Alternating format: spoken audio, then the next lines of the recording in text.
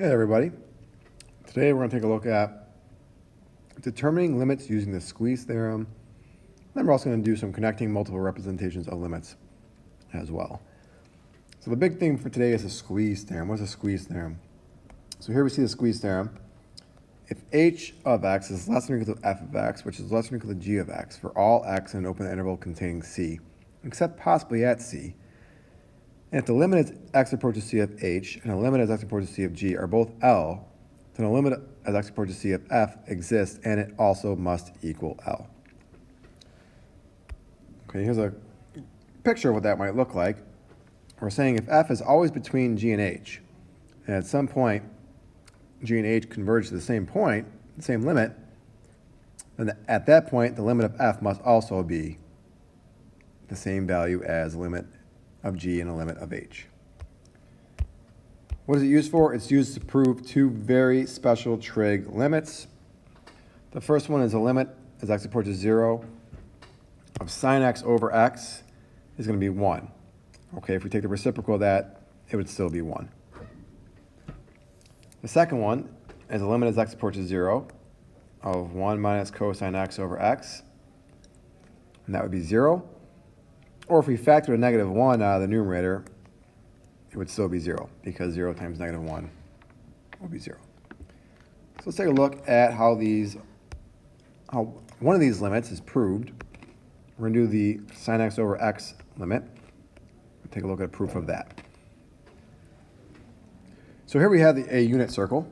I know it's a unit circle because the point 1 comma 0 is on the circle. Okay, and remember from our trig days, the opposite of theta is sine, and the adjacent to theta is cosine. Okay, and sine over cosine is tangent. So since this is going to be 1, this would have to be the tangent of theta. This point right here we'll call cosine comma sine. That's as we go around the circle. The x-coordinate is a cosine, and the y-coordinate is a sine. And here we have the three pictures from that big picture taken out one by one. All right, let's go back and forth here. So first we'll take a look at the big triangle here. And what's the area of that triangle? Well, the area of a triangle is just 1/2 base height, right? So it's 1/2 times 1 times tangent.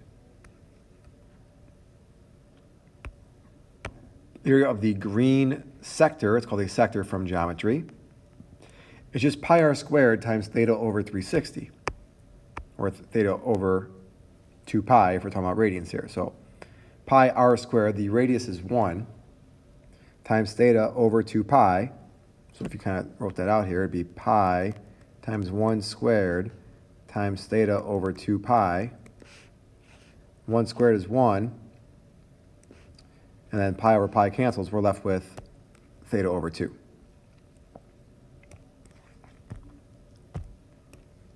And then the small triangle, right there, the small green triangle. Again, it's just 1/2 base height, right? So again, this is 1. And we already said that the height of it was sine theta. So it's 1/2 times 1 times sine theta, or sine theta over 2. And we can tell just by looking at these pictures that theta over 2 must be between sine theta over 2 and tan theta over 2. All right, now if we multiply each of these three expressions by 2 over sine theta, we get this. All right, and then if we take the reciprocal of each and reverse the inequality because we're doing that, we get cosine theta is less than or equal to sine theta over theta, which is less than or equal to 1.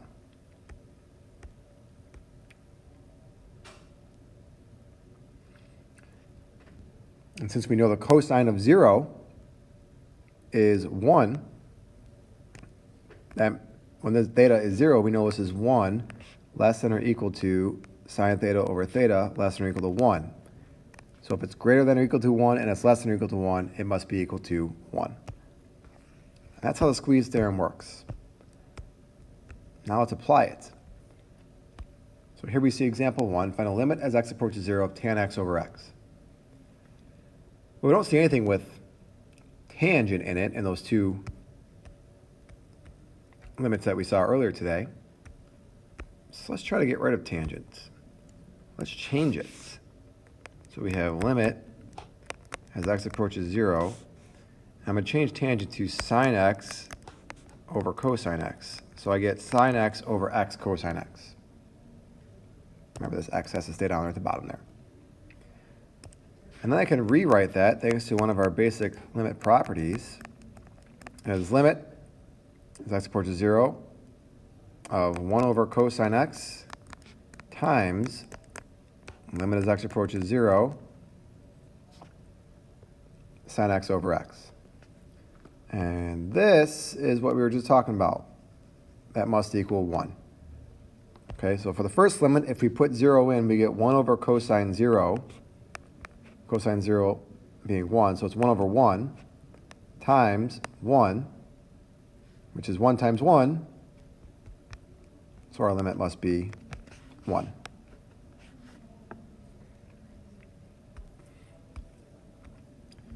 Example 2, we have sine 4x over x, which looks close to one of the limits that we saw earlier today. So what we're going to want to do here is we're going to want to multiply by a scalar. And that scalar it has to be 1. We can't just change the problem, so we have to multiply by 1. But what form of 1? We're going to multiply by 4 over 4. Okay? And if we multiply by 4 over 4, we're not changing the problem because all we're doing is multiplying by 1. So I'm going to bring the denominator inside the limit, and I'm going to leave the numerator outside the limit. So I get 4, limit as x approaches 0, of sine 4x over 4x. And that's what we want to see. We want to see this argument and this denominator matching. As soon as we get that, we know that this whole limit must be equal to 1. So we have 4 times 1. Our answer is 4.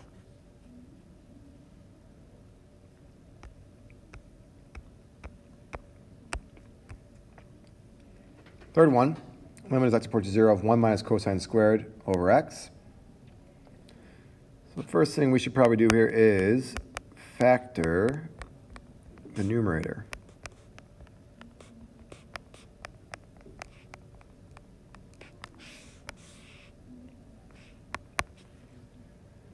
If we go back to that limits that we're learning here today, if we can get it to be 1 minus cosine x over x, or cosine x minus 1 over x, we know that would be 0. So we have a 1 minus cosine over x. We just have this pesky 1 plus cosine off to the side here, but that's okay. By our limit properties, we can split this up into 1 minus cosine x over x times the limit as x approaches 0 of 1 plus cosine x. And now we know that this limit is 0. So it doesn't really matter what the other limit is. We can do it just to see what it would be anyway. So it would be 1 plus cosine of 0, which is 1 plus 1, which is 2. So it's 0 times 2, but like I said, it doesn't matter because 0 times anything, we're going to get 0 anyway. So our answer for this one is 0.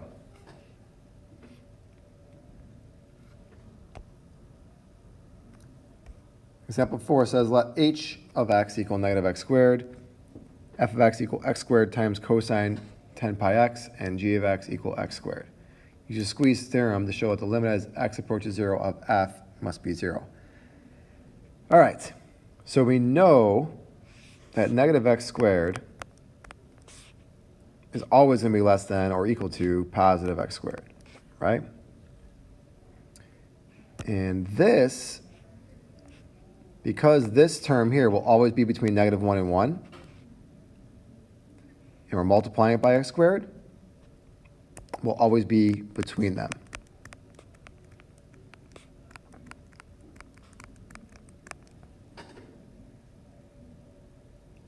Which means if we took the limit as each approached 0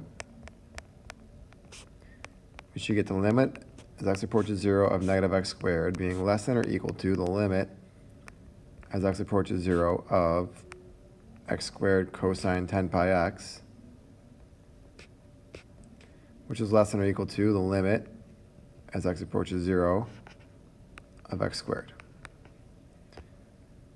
And we can substitute 0 in for the first part of there and the last part of there, and we know they're both going to be 0. So therefore we know 0 less than or equal to the limit as x approaches 0 of x squared cosine 10 pi x, which is less than or equal to 0.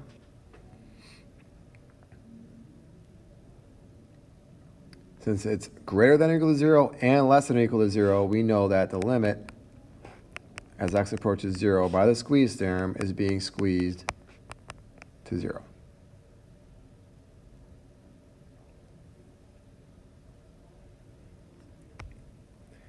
So we're supposed to draw a graph of that, and here's what that would look like. You can use your TI calculator to draw a picture of that. The blue graph is positive x squared, the pink graph is negative x squared, and the green graph would be the function f, which is always between and is being squeezed to 0 at 0.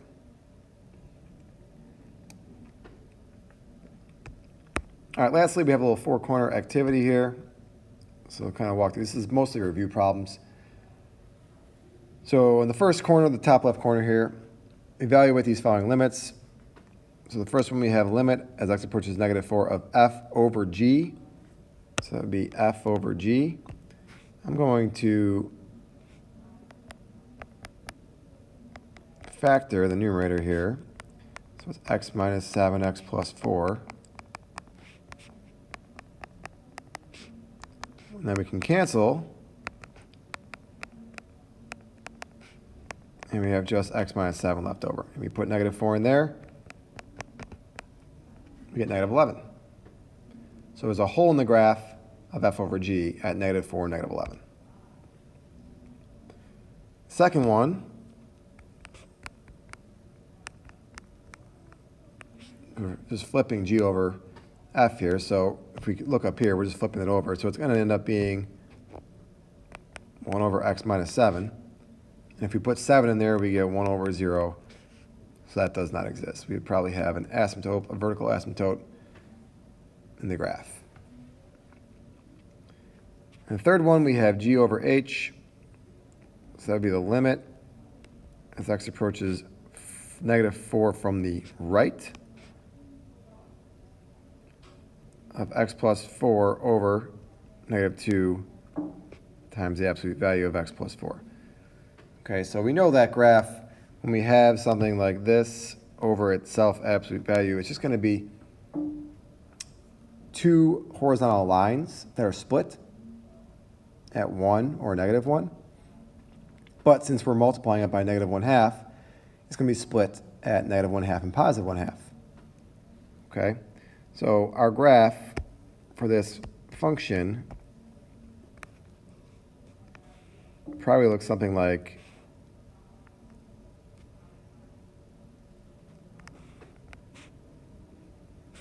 that. As we approach negative 4 from the right, oops, I actually had these backwards here. It's going to look something like this. As we approach negative 4 from the right,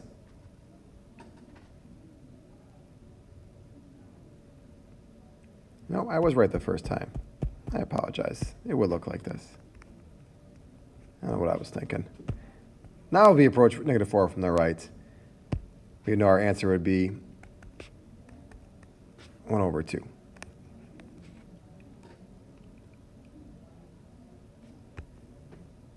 Let's go to the top right next. So just use the next picture here to find these limits. The first one, the limit as x approaches 2. The left side and the right side agree. The limit exists, and it's negative 2. For number 2, the limit as x approaches negative 1. The left side and the right side disagree, so that one does not exist. For number 3, the limit as x approaches -1, but only from the left. All right, well, that would be -2. And the last one, the limit as x approaches 6. Well, that would be positive infinity, that would be negative infinity. Those disagree, so that would also be does not exist.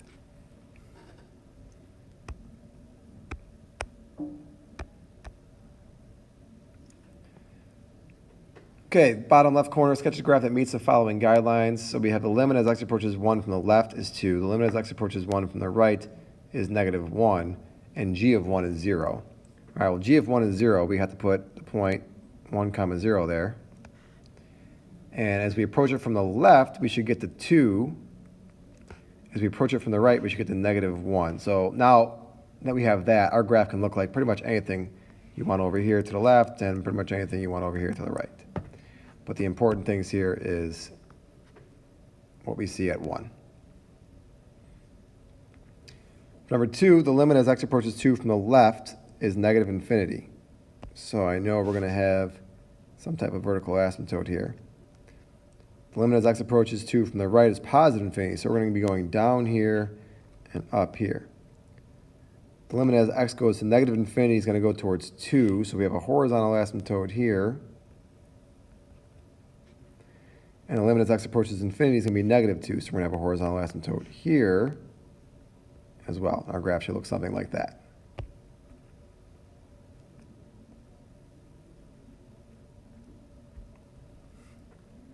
Finally, in the bottom right corner, which limit from the upper right corner does not exist for the same reason as problem number 2 on the upper left corner?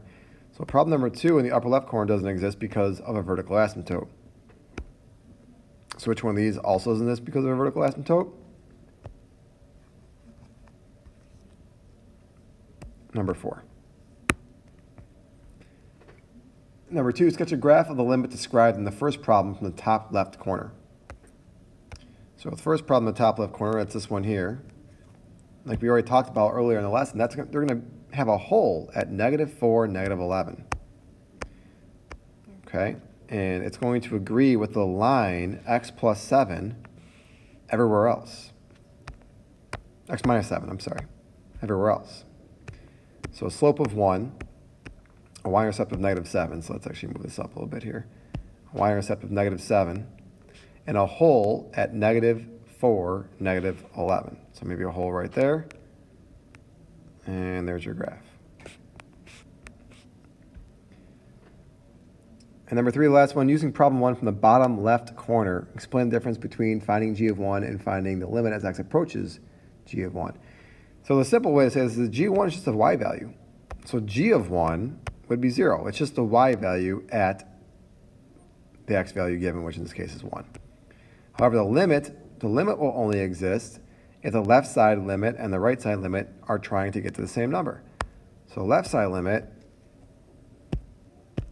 is trying to get to 2, the right side limit is trying to get to -1. Those disagree with each other. That's why we would say the limit does not exist. So even though the y value does exist, the limit does not. All right, that'll do it for today's lesson. Once again, I want to thank you for stopping by. We'll see you next time.